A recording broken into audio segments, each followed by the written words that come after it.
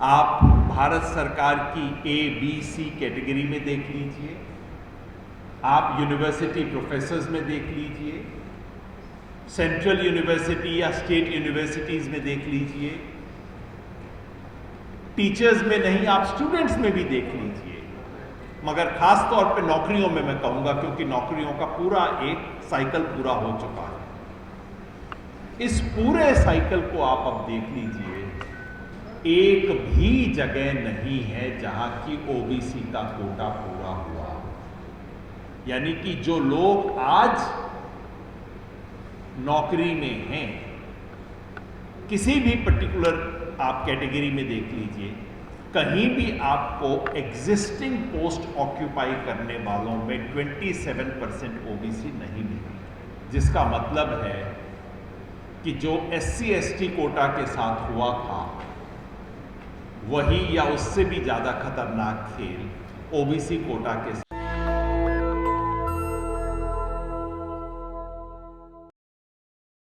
आज से 34 बरस पहले मंडल कमीशन की रिपोर्ट को लागू करने का नोटिफिकेशन आया। 34 बरस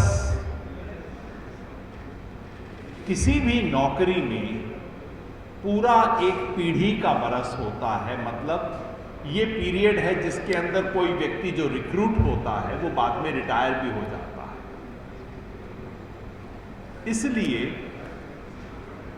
34 इयर्स के बाद इसका मूल्यांकन किया जा सकता है कि क्या इस देश में ओबीसी रिजर्वेशन ईमानदारी से लागू हुआ। आज से 10-15 साल पहले जब ये सवाल पूछते थे तो हमें बताया जाता था, और सही बताया जाता था, कि देखिए अभी तो पूरा टाइम लागू हुए हुआ नहीं है, अभी से हम कैसे इसको असेस करें। लेकिन आज जब मैं आंकड़े देखता हूं, और एक एक आंकड़ा आपको बताऊंगा नहीं, सब समझदार लोग हैं, वो गूगल आंटी से आप चेक कर सकते हैं, 2 मिनट में आपको पता लग जाएगा।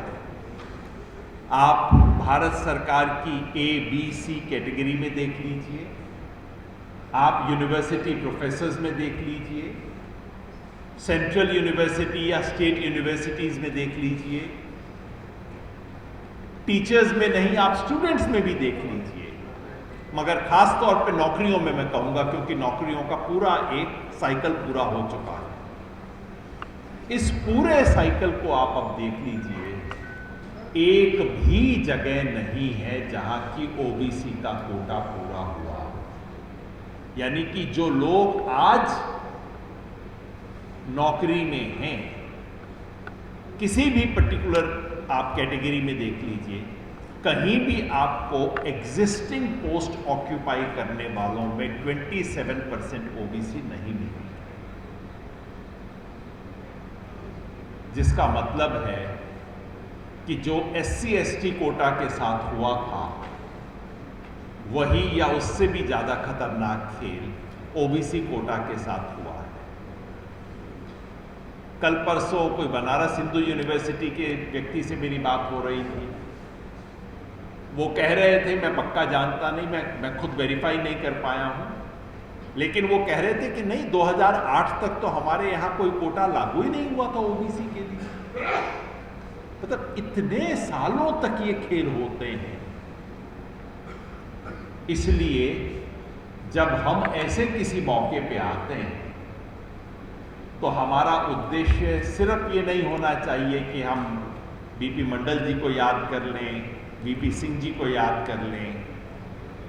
ऐसा मौका है मूल्यांकन करने का कि जो हम चाहते थे, जो सोच के हम चले थे, जिस आकांक्षा, जिस आशा के साथ ओबीसी रिजर्वेशन लागू हुआ था, क्या वो पूरी हो पाई, और नहीं तो क्यों नहीं, इसका मूल्यांकन होना चाहिए।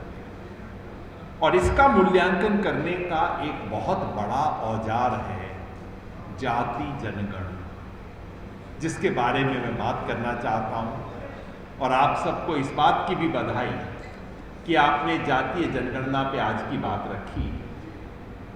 क्योंकि बहुत समय बाद जातीय जनगणना इस देश का मुद्दा बना है। अली अनवर भाई बिल्कुल सही बात कह रहे थे कि ऐसा नहीं है कि जाति जनगणना का सवाल पहली बार उठा हो, नहीं, आपने खुद पार्लियामेंट में उठाया 2008-9 में इस सवाल को, 2010 में फिर चर्चा हो गई थी, लेकिन जिस वक्त आपने उठाया कोई उसका सपोर्ट नहीं था। उससे पहले सन 1999 में जब 2001 की जनगणना की बात शुरू हुई, उस वक्त अटल बिहारी वाजपेयी जी की बीजेपी सरकार थी। उस वक्त सोशल जस्टिस मिनिस्ट्री ने सिफारिश की थी कि जातीय जनगणना हो। उस वक्त रजिस्ट्रार जनरल ऑफ सेंसस उन्नी साहब थे, बहुत अच्छे ऑफिसर थे। उन्होंने लिख के कहा था कि जातीय जनगणना होनी चाहिए, लेकिन सरकार ने उन सब चीजों को नजरअंदाज कर दिया। 2008-9 में आपने सवाल उठाया, किसी ने कान नहीं दिया, लेकिन 2010 में लोकसभा में 2 दिन तक लगातार इस सवाल पे चर्चा हुई, मई 2010 में। और मजे की बात यह है कि उस चर्चा में सभी पार्टियों ने कहा कि होनी चाहिए, बीजेपी ने भी कहा, सब रिकॉर्ड पे है, कोई छुपी हुई बात नहीं है। Every single political party, major political party represented in the parliament accepted, endorsed the idea of caste census। चिट्ठी लिख के दी उन्होंने प्रधानमंत्री को। आप बीजेपी वालों के स्टेटमेंट पढ़िए, उस समय गोपीनाथ मुंडे जी बोले थे, सुषमा स्वराज जी बोली थी, दोनों इस वक्त नहीं है इस दुनिया में, लेकिन बोले थे वो। आप देखिए क्या कहा था उन्होंने उस वक्त। आज बीजेपी के लोग कहते हैं जातिगत जनगणना देश को बांटने का तरीका है, तो मैं पूछता हूं भैया, 2010 में आप देश को बांटने के लेक्चर दे रहे थे क्या?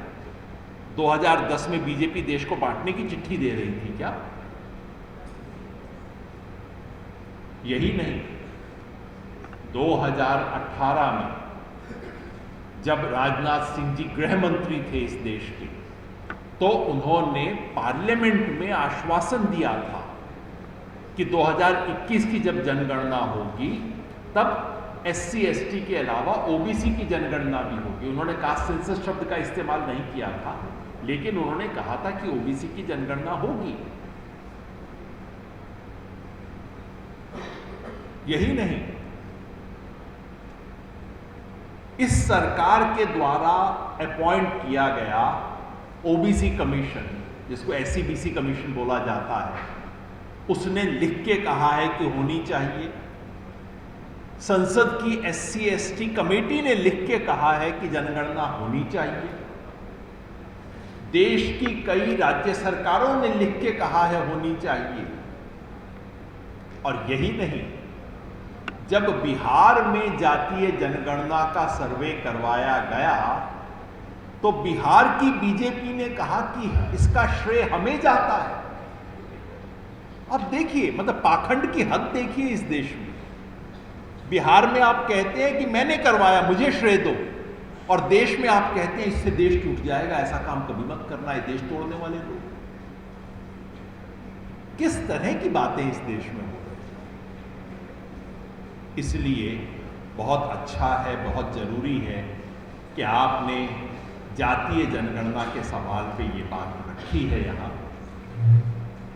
मैं केवल जातीय जनगणना के पक्ष में भाषण नहीं देना चाहता, क्योंकि कई नौजवान लोग यहाँ बैठे हैं।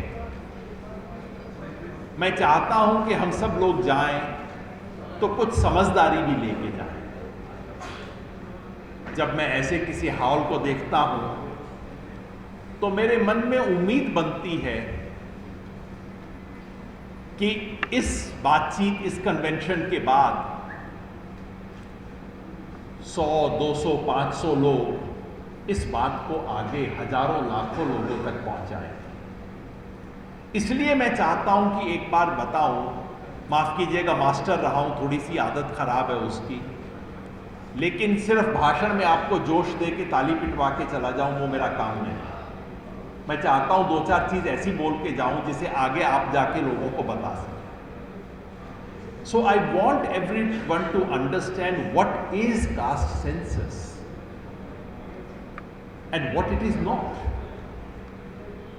आमतौर पे सब लोग मानते हैं कि कास्ट सेंसस का मतलब है हेड काउंट होगा, मतलब हमें पता लग जाएगा किस जाति की पॉपुलेशन कितनी है, ये होगा। लेकिन कास्ट सेंसस का सबसे बड़ा उपयोग ये नहीं है, ये बहुत छोटी बात है। इसका अनुमान ऑलरेडी है, इस देश में किस जाति की क्या संख्या है आप किसी भी राजनेता से पूछ लीजिए, वो आपको बता देगा किस कॉन्स्टिट्यूएंसी में किस जाति के कितने लोग रहते हैं। उसको आप जोड़ के देख लीजिए और आपको उस राज्य की स्थिति पता लग जाएगी। तो कास्ट सेंसस का पहला काम है कि वो हेड काउंट देगी। इस देश में एससी और एसटी का हेड काउंट है ऑलरेडी। मैं चाहता हूं कि हम सब लोग ये जानें, क्योंकि पिछले 3-4 दिन से इस पे बहस हो रही है। There already is SC/ST caste census in this country. SC और ST में आने वाली हर जाति का अलग अलग डिस्क्रिप्शन सेंसस में लिखा जाता है, आप उसका पता कर सकते हैं, वो आंकड़े उपलब्ध हैं। अगर हम चाहें कि दिल्ली में कौन सी जाति, वाल्मीकि जाति की क्या स्थिति है, रविदासियों की क्या स्थिति है, किसी भी जाति की क्या स्थिति है, उनमें कितने बच्चे, कितनी संख्या है, क्या कुछ है, सब आंकड़े हमेशा उपलब्ध रहे हैं, ये कोई नई बात नहीं है। So what is caste census then? पहली बार देश में तमाम जातियों की गिनती हो, सिर्फ SC/ST की नहीं, OBC की भी, लेकिन सिर्फ SC/ST और OBC की नहीं, जो जनरल कहे जाते हैं उनकी भी जातिवार गिनती होगी। सो पहला उद्देश्य है हेड काउंट। लेकिन जैसे मैंने कहा, हेड काउंट मतलब पॉपुलेशन प्रोपोर्शन, कितने हैं। जैसे अभी बिहार में जातिवार जनगणना हुई, बिहार के सब लोग मानते थे कि वहां की अपर कास्ट जो है वो 15-16% होंगी। मुझसे अगर आप पूछते 6 महीना पहले, तो मैं भी शायद यही कहता कि बिहार का जातिवार जनगणना आने से पहले यदि आप मुझसे पूछते, अली अनवर भाई को ज़्यादा पता रहता है, पर अगर आप मुझसे पूछते कि बिहार के ब्राह्मण, भूमिहार, राजपूत और कायस्थ मिला के कितने हैं, तो मैं कहता शायद 15-16% होंगे। लेकिन कितने निकले? 10.4%, चारों मिला। तो पहला काम है हेड काउंट, संख्या कितनी है, किसकी कितनी संख्या। लेकिन वो सबसे इंपॉर्टेंट बात नहीं है। सबसे इंपॉर्टेंट बात यह है कि जातिवार जनगणना आपको हर जाति की सोशल, इकोनॉमिक, एजुकेशनल प्रोफाइल बताएगी। सो ये सिर्फ एक्सरे नहीं है, ये MRI है, आपको बहुत डिटेल में बताएगा। यानी कि आपको, क्योंकि जब हम सेंसस में जब करते हैं तो कैसे करते हैं, सेंसस में क्या क्या चीज़ें गिनती की जाती है। सेंसस में पूछते हैं आपके घर में कितने लोग हैं, पूछते हैं हर व्यक्ति की शिक्षा कितनी है, कितने महिला कितने पुरुष, फिर पूछते हैं हर व्यक्ति का ऑक्यूपेशन क्या है, क्या खेत मजदूरी करते हैं, नौकरी करते हैं, दिहाड़ी करते हैं, ये पूछा जाता है।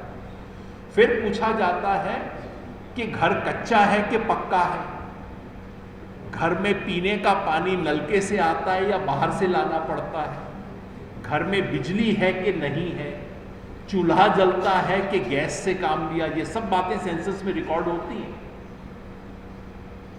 यही नहीं, घर में 4 व्हीलर है कि नहीं है, 2 व्हीलर है कि नहीं है, ये सारी बातें, और आजकल ये भी पूछते हैं कंप्यूटर है कि नहीं है। मतलब एक बार आपने सेंसस में जाति की जनगणना शुरू कर दी, और ये सारी सूचना हमें SC ST के बारे में उपलब्ध है ऑलरेडी। SC ST की हर जाति के बारे में उपलब्ध है, हर राज्य के स्तर पे, हर जिले के स्तर पे, हर ब्लॉक के स्तर पे, हर गांव के स्तर पे ये सूचना उपलब्ध है। कास्ट सेंसस जो करेगा वो ये कि ये सूचना हमें पूरे देश के बारे में पता लग जाए। SC ST के बारे में ऑलरेडी है, OBC के बारे में पता लग जाएगी, जनरल के बारे में भी पता लग जाएगी। अब कोई पूछेगा कि साहब इसका क्या फायदा? SC ST OBC का तो ठीक है, इसको रिजर्वेशन दी जाती है, पिछड़े हैं। जनरल की गिनती करवाने का क्या फायदा? जिन्हें रिजर्वेशन नहीं मिलना, जिन्होंने लेना नहीं, उनका सेंसस करवाने का क्या फायदा? मैं बताना चाहता हूं सबसे महत्वपूर्ण काम वही है। क्यों? क्योंकि समाज में पिछड़ों के पिछड़ेपन का तब तक आपको पता नहीं लगेगा जब तक विशेषाधिकार प्राप्त वर्ग के विशेषाधिकारों का ब्यौरा नहीं होता।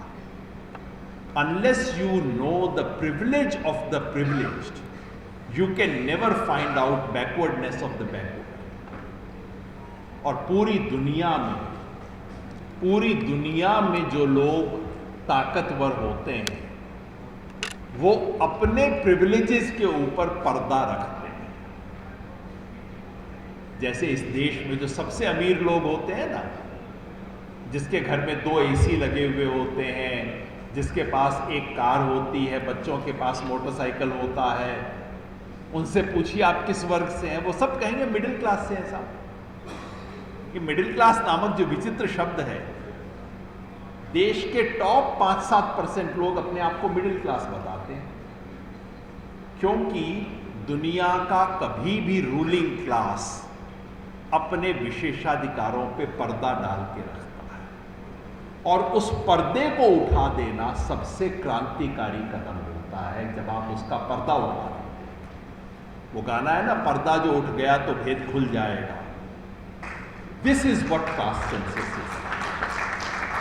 पर्दा उठा के ये सच्चाई, सिर्फ ये नहीं कि दलित की हालत कितनी खराब है, ST की हालत कैसी है, OBC का पिछड़ापन कितना है, ये पर्याप्त नहीं है जब तक आप ये नहीं बताते कि अगड़ों के विशेषाधिकार कितने हैं इस देश में। मैं एक छोटी सी मिसाल आपको देता हूं। बिहार में अभी जातीय सर्वेक्षण हुआ है और अखबारों में खबर ये छपी कि अगड़ों की पॉपुलेशन इतनी है, फलां की पॉपुलेशन इतनी है, और बस अखबार ने अपना काम पूरा कर लिया। उसके बाद आंकड़े आए कि उनकी एजुकेशन कितनी है, और मेरा इंटरेस्ट उसमें था तो मैंने वो पता किया। बिहार में एक जाति है मुसहर, उनके 10,000 लोग अगर हों, मैं परसेंटेज इसलिए नहीं बोल रहा हूं कि डेसिमल 00 पढ़ते हुए दिमाग खराब हो जाएगा, तो इसलिए सिंपल बता दूं, या दूसरे एंड से शुरू कर देते हैं। बिहार के जातीय सर्वेक्षण ने बताया प्रत्येक जाति के यदि 10,000 लोग हैं, उनमें से कितने लोग हैं जिनको उच्च शिक्षा प्राप्त है। उच्च शिक्षा का मतलब जिसको पोस्ट ग्रेजुएट डिग्री है या प्रोफेशनल डिग्री है, इसके बगैर तो नौकरी मिलती नहीं आजकल, है ना। PG या प्रोफेशनल डिग्री है, कितने लोग हैं? तो नंबर 1 पे कौन है? वो नहीं है जो आप सोच रहे हैं। नंबर 1 पे कायस्थ है बिहार, और उनमें कितना है? 10,000 में से 1,080, यानी 10.8%। ब्राह्मण और राजपूत कोई लगभग 500-600 के करीब, यानी कि 5%, 6% के करीब।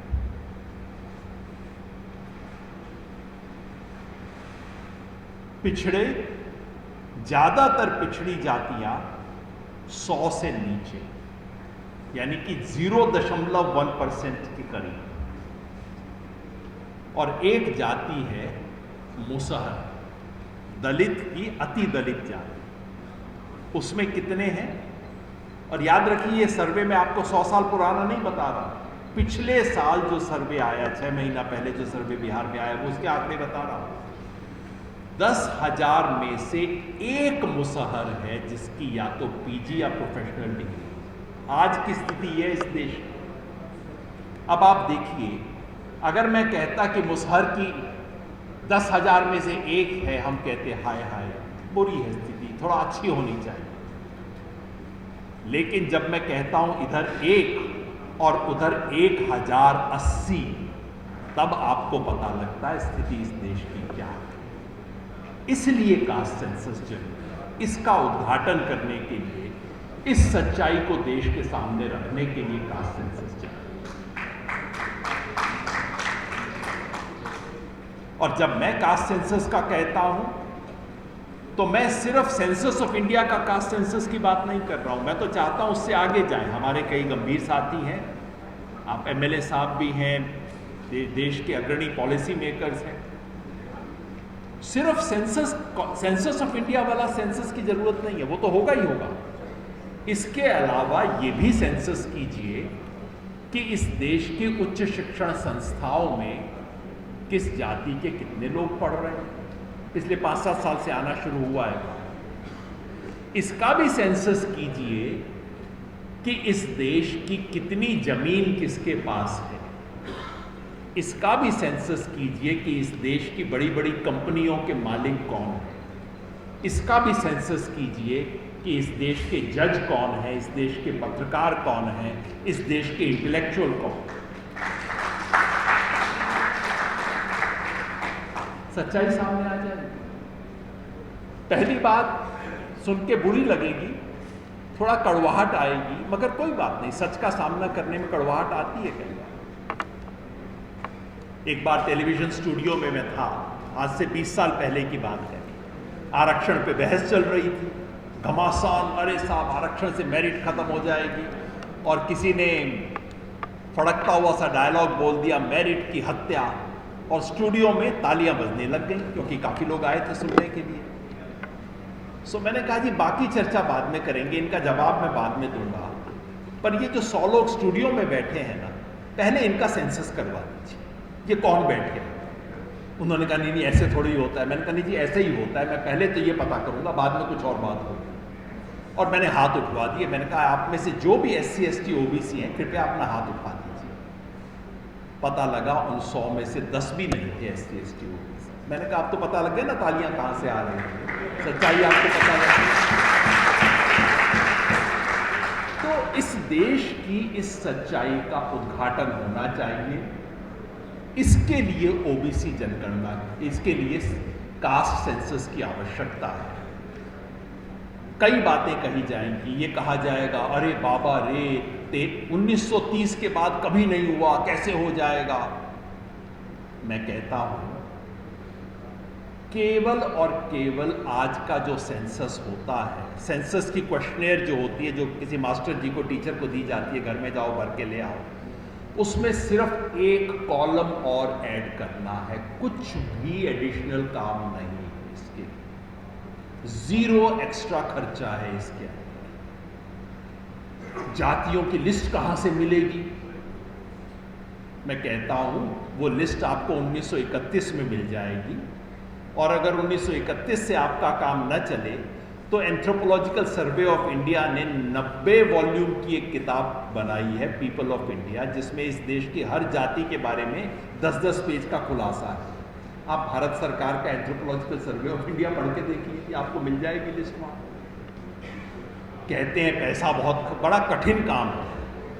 मैं कहता हूं भैया जो काम बिहार में हो सकता है वो इस देश में हर जगह हो सकता है, कोई कठिन नहीं। बिहार ने करवा के देख लिया ना। कहते हैं इससे देश में विद्वेष बढ़ जाएगा।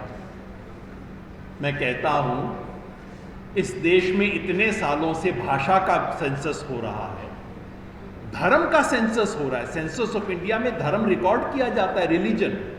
किसी ने आज तक नहीं कहा कि रिलीजन रिकॉर्ड करने के कारण दंगे हो रहे हैं इस देश में। तो अगर उससे दंगे नहीं होते तो कास्ट से कैसे हो जाएगा? और ये कहा जाता है इससे टेंशन बढ़ेगा, विद्वेष बढ़ेगा।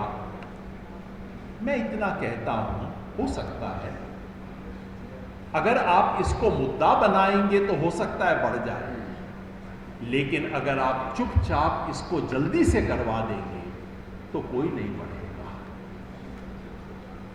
कास्ट सेंसस इस देश में सामाजिक न्याय की मांग है और मैं चाहता हूं बहुत समय बाद ये अब एक देश में मुद्दा बना है, क्योंकि पहली बार किसी बड़े राष्ट्रीय दल ने इसको अपने एजेंडा पे लिया है, जो बहुत बड़ी बात है। एक बड़े राष्ट्रीय दल ने इसको मुद्दा बनाया है और मुझे नहीं लगता कि अब इस देश में किसी पार्टी के पास कोई विकल्प बचेगा। सबको देर सवेर इस पे आना पड़ेगा। कास्ट सेंसस तो होगा, लेकिन कास्ट सेंसस के आधार पे हम देश में किस तरह की नीति लाना चाहते हैं, किस तरह की राजनीति लाना चाहते हैं, उसके बारे में एक आखिरी बात करके मैं अपनी बात को समाप्त करूंगा। और खास तौर पे इसलिए चूंकि ओबीसी विद्यार्थियों की आज बात हो रही है। याद रखिए, ओबीसी इस देश का जाति की पायदान पे सबसे नीचे की पायदान पर नहीं है। याद रखिए, ओबीसी कई लोगों से पायदान में नीचे है, लेकिन ओबीसी के नीचे भी कई लोग हैं और हम सामाजिक न्याय के पक्षधर हैं या नहीं हैं, उसका फैसला इस बात से होगा, कम से कम मेरी आंख में इस बात से होगा कि जब दलित का सवाल उठता है तब ओबीसी क्या पोजीशन लेते हैं। जब पिछड़े में अति पिछड़े का सवाल उठता है तब क्या पोजीशन लेते हैं, क्योंकि ओबीसी कोई एक सिंगल कैटेगरी नहीं है। ओबीसी में जमीन वाले लोग भी हैं और ओबीसी में ऐसी जातियां भी हैं जिनकी स्थिति दलितों से भी खराब है। तो क्या जब ओबीसी में महिला का सवाल आता है तब हम उसके साथ खड़े होने को तैयार हैं? ओबीसी में अति पिछड़ी ओबीसी का सवाल आता है तो क्या हम उसको दबाते हैं कि उस सवाल के साथ खड़े हैं? और जब दलित आदिवासी का सवाल आता है तो क्या हम उनके साथ हाथ जोड़ के उनके संघर्ष में, उनके अन्याय में, उनके साथ अगर कोई गलत चीज़ हो रही है तो उनके साथ खड़े होते हैं या अपना हाथ झटक के खड़े हो जाते हैं? इससे पता लगेगा कि हम सामाजिक न्याय में विश्वास करते हैं। आज 7 अगस्त का दिन है।